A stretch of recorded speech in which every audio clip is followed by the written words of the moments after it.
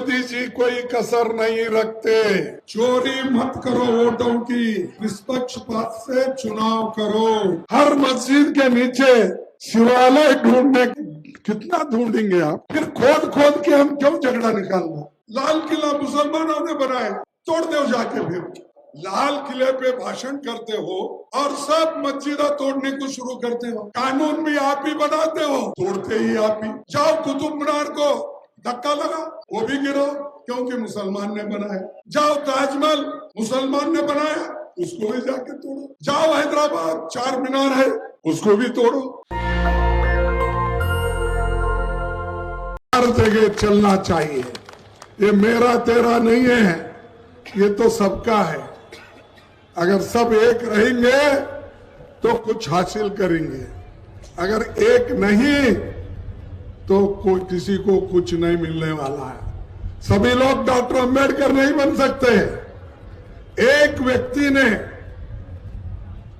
Constituent assembly में जाकर सबको मनवाकर जो हमारे को मूलभूत अधिकार दिलाए, और उसी के साथ जो कांग्रेस पार्टी ने उस वक्त उनको साथ दिया, और उसका जिक्र मैं पार्लियामेंट में बहुत बार किया हूं।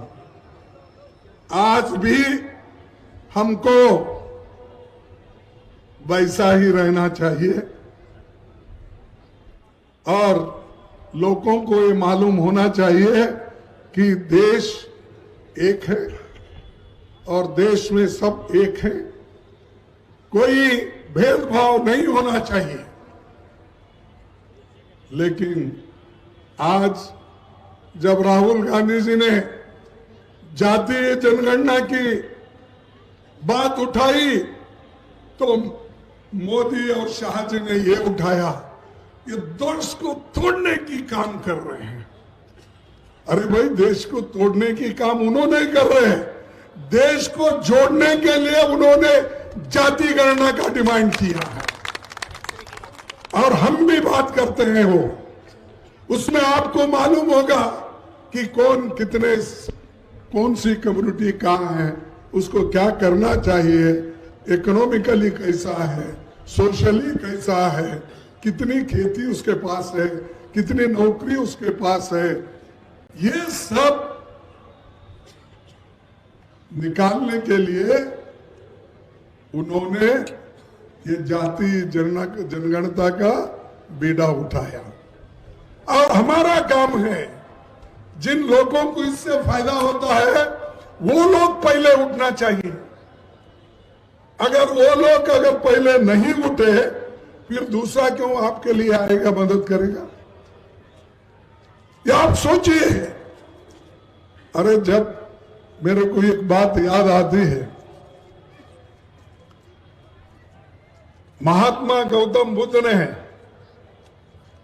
जब अपना धर्म का प्रचार करते वक्त उनके साथ सिर्फ उन्होंने जो दीक्षा दी, सिर्फ 5 लोग थे, और 5 लोगों के साथ उन्होंने धर्म का जो प्रचार किया, आज दुनिया भर में बुद्ध का नाम, अंबेडकर का नाम प्रसिद्ध है। गुरु नानक जी सिर्फ 5 प्यारों को लेके उन्होंने अपने विचार, अपना धर्म का प्रचार किया। आज 3-4 करोड़ से भी ज्यादा लोग गुरु नानक के उसूलों पे चलते हैं। और ये सब जब डिटर्मिनेशन होता है, जब हम एक होके काम करते हैं, तो उस वक्त ये हासिल कर सकते हैं। आज बहुत से गरीब लोग भी जो सिख धर्म में हैं, उन्होंने भी बहुत अच्छा अपनी पढ़ाई हासिल की, संपत्ति भी बनाया, सब कुछ किया। लेकिन ये सब कैसा हुआ? कम लोग रहे तो भी कमिटेड लोग थे। इसीलिए हमको एकजुट रहना। और उसी के साथ मैं और एक आपको बात कहूंगा, इस यूनिटी को तोड़ने के लिए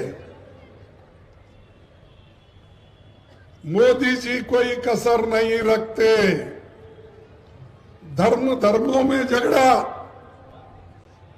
जातियों में झगड़ा, एक जाति को उठाएंगे शेड्यूल कास्ट में, दूसरे जाति को नीचे करेंगे। एक जाति को मुसलमान में किसी एक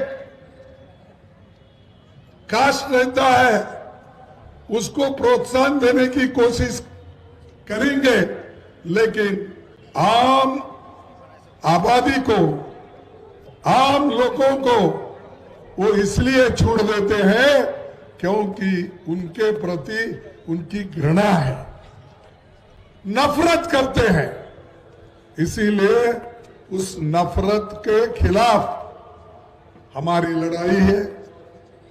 और खास करके अब पॉलिटिकल पावर ये जरूरी है।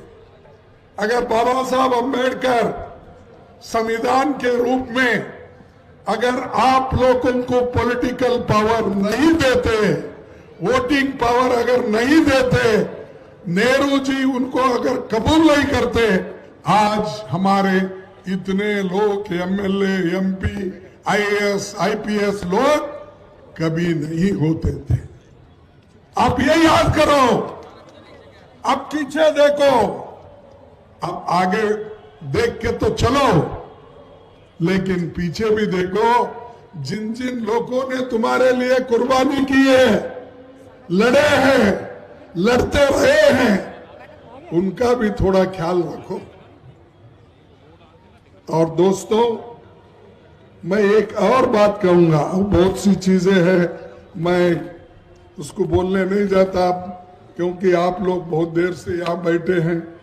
तो जब बीजेपी केवल अपने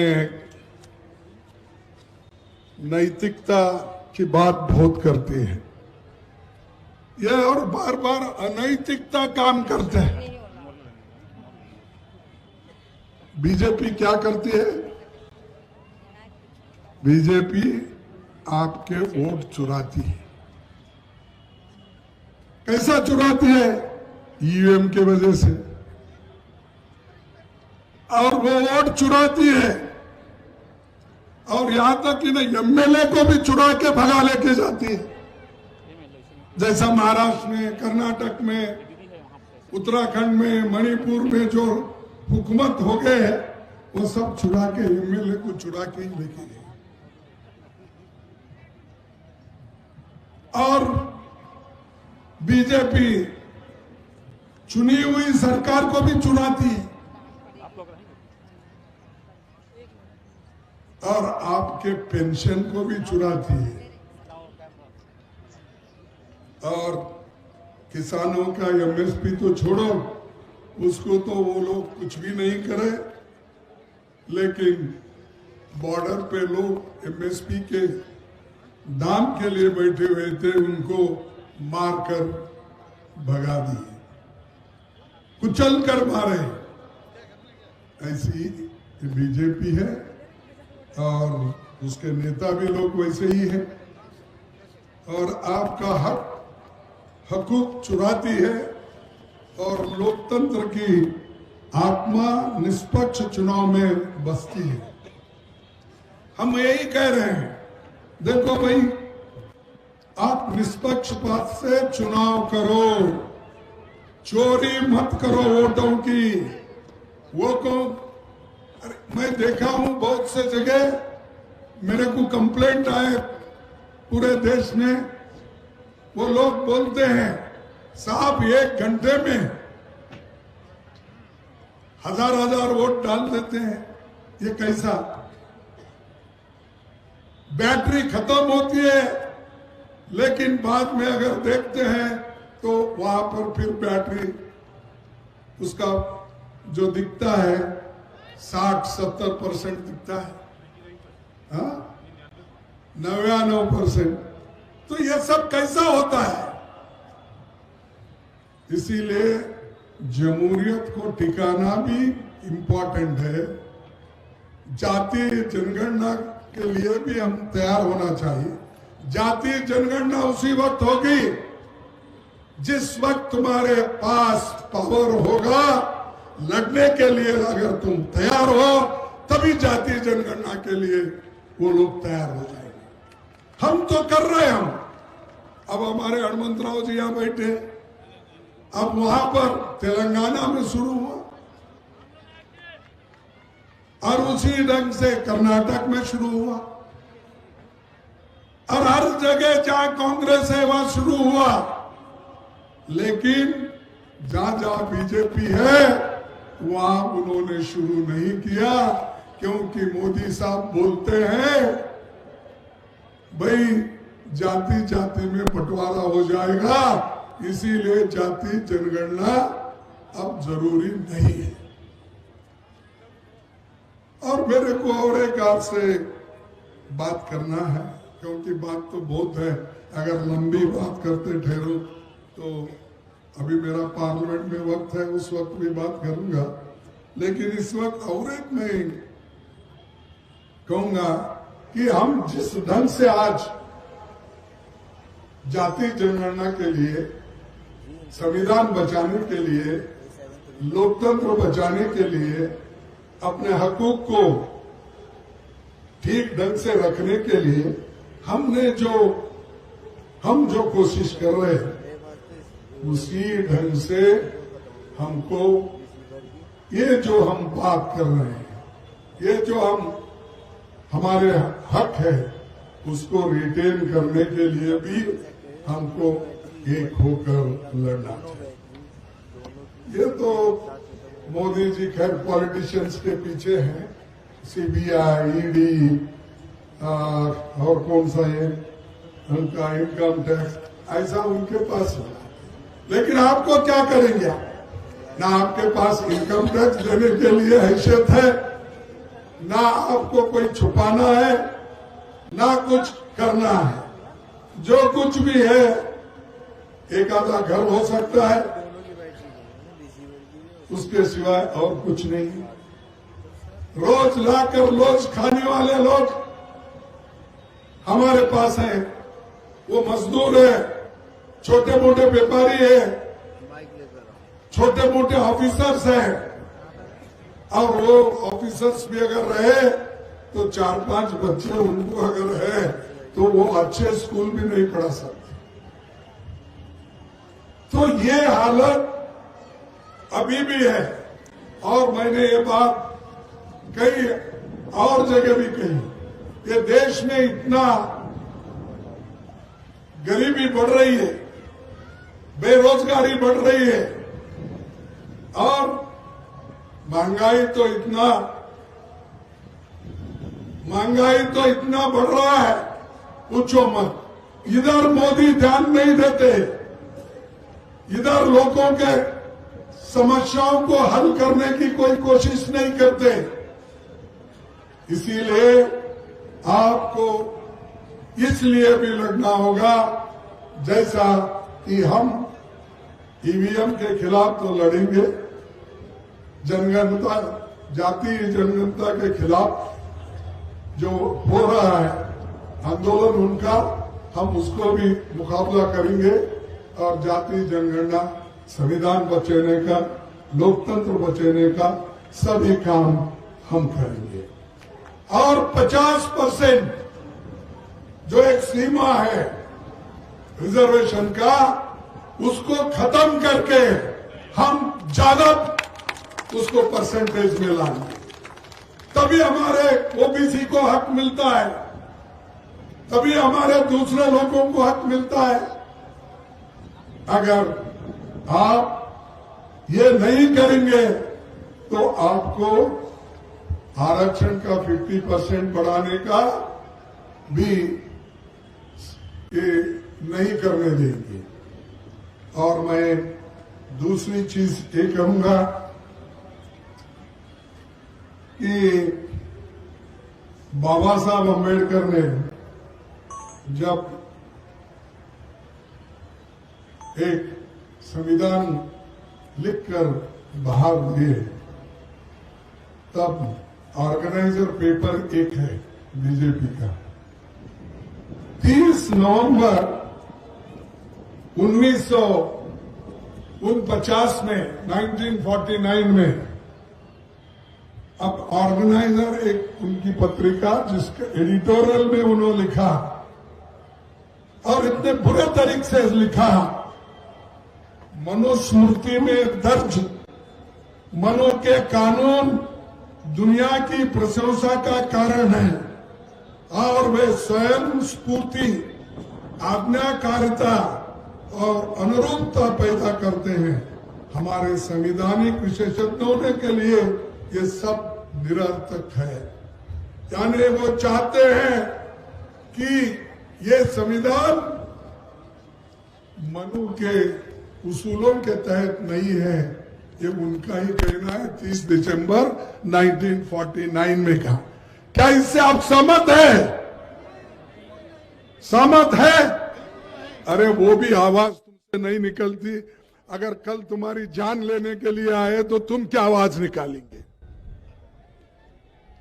तो ये उनने कहा, हम नहीं कह रहे, ये उन्होंने ही कहा और देश में अच्छा संविधान को बदनाम करने का और संविधान बदलने का बात वो करे।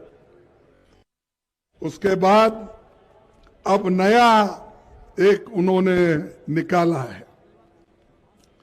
क्या है कि कोई कौन महाराज वो जज थे मुझे मालूम नहीं, मैं क्योंकि बहुत ये करता हूं, सम्मान करता हूं, क्योंकि हमारे जो संविधान में बाबा साहब अम्बेडकर ने लिखा है एक संविधान पवित्रता रखने के लिए मैं उनका सम्मान करता हूं। लेकिन उन्होंने एक ऐसा जजमेंट दिया जिससे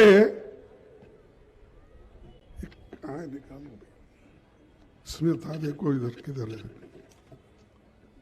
उन्होंने ऐसा एक जजमेंट लिखा, उससे आज हिंदुस्तान में पेंडोरन बॉक्स खोल दिए।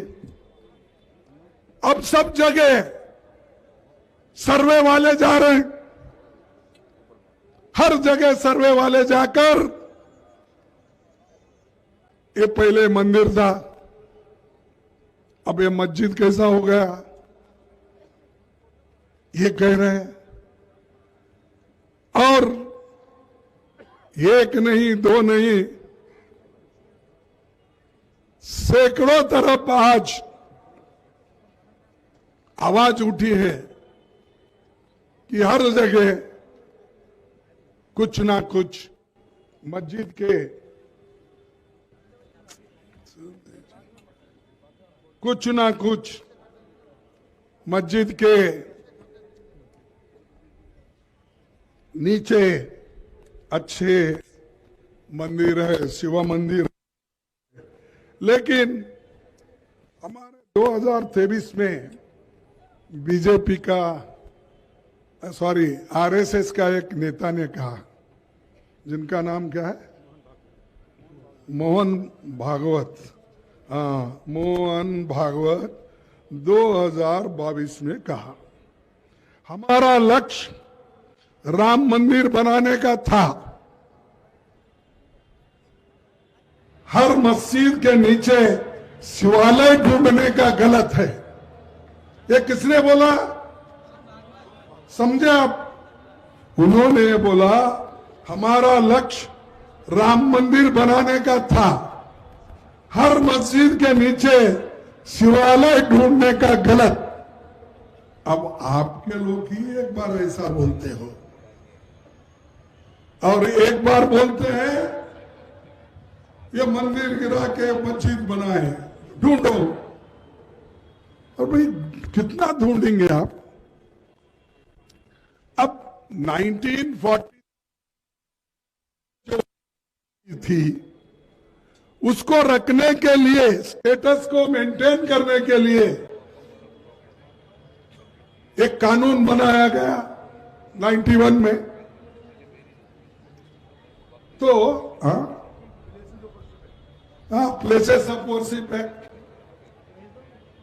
फिर आज फिर खोद खोद के हम क्यों झगड़ा निकालना? हम सब तो एक है ना, तुम एक ही चाहते ना, एक रहो सेफ रहो बोलते, तुम सेफ रहने ही नहीं दे रहे। कटेंगे बटेंगे तो कटेंगे। अब भाई बांटने वाले भी आप, काटने वाले भी आप। और तुम्हारा नेता मोहन भागवत कहता है ऐसा, भाई बस अब राम मंदिर बन गया, इसके बाद कोई शिवालय ढूंढने की जरूरत नहीं। उन्होंने कहा, ये मेरे शब्द नहीं। अगर उनकी बात को अगर आप मानते हैं बीजेपी वाले, अगर हमारे मोदी साहब मानते हैं, शाह अगर मानते हैं, अरे भाई तुम्हारा नेता लीडर आरएसएस का, जिसके सहाय से, जिसके कोऑपरेशन से, जिसके सपोर्ट से तुम सत्ता में आते हो, और सत्ता उन्हीं के वजह से तुमको मिली, उनका तो बात सुनो। नहीं सुनते तो मुझे तो ऐसा लगता है कि मोहन भागवत अपने लोगों को, दुनिया को एक दिखाने के लिए ये कहते हैं और करने के लिए दूसरा मार्ग, यानी सरकार को ये ऐसी बातें करने लगाते हैं। तो मैं कहूंगा, मुख में राम बगल में छुरी। एक तरफ तो ऐसा करते हैं, एक रहेंगे, दूसरे तरफ तो आप ही लोग ये सब कुछ करते हैं। इसीलिए मैं ये बात कहने में मेरे को हिचकिचाहट नहीं है। जो भी देश के लिए नुकसान पहुंचाता है उसके खिलाफ हम लड़ते रहेंगे, चाहे वो किसी जाति किसी धर्म का हो। हमको संबंध नहीं है, हमारे को संबंध है इस देश के संविधान का, हमको संबंध है प्रजाप्रभुत्व का, लोकतंत्र का, हमको संबंध है इस देश में हम सब मिलके रहने का। कहीं जाता है कोई, ठीक है भाई अब शुरू करो। पार्लियामेंट के नजदीक कौन सा बड़ा किला है? हाँ, लाल किला। लाल किला मुसलमानों ने बनाया, तोड़ दो जाके। फिर अरे जाकर लाल किले पे भाषण करते हो और सब मस्जिदा तोड़ने को शुरू करते हो। कानून भी आप ही बनाते हो, तोड़ते ही आप ही। जाओ कुतुब मीनार को धक्का लगा, वो भी गिरो क्योंकि मुसलमान ने बनाया।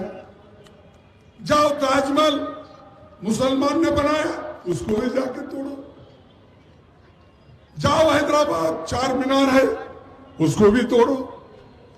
जाओ बीजापुर को गोल गुम्बद है, वहां वर्ल्ड फेमस गोल गुम्बद।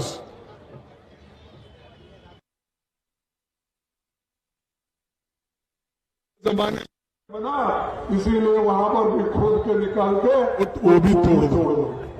ऐसे कितने उदाहरण मैं बनाऊं। अरे वर्ल्ड फेमस, हमारे पास बहुत से चीजें हैं, क्या वो सब गिराते जाएंगे अब? क्यों? मैं खुद हिंदू, मेरा नाम है मल्लिकार्जुन खड़गे। मल्लिकार्जुन बोले तो अरे पार्वती, मल्लिकार्जुन ये कितना 12 लिंग में से एक पवित्र लिंग हूं मैं।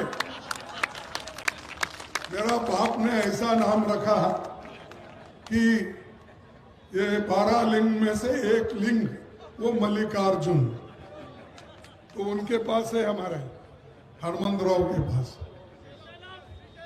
तो क्या मैं सेकुलर हुआ, सेकुलर के तहत मेरी पार्टी चलती है।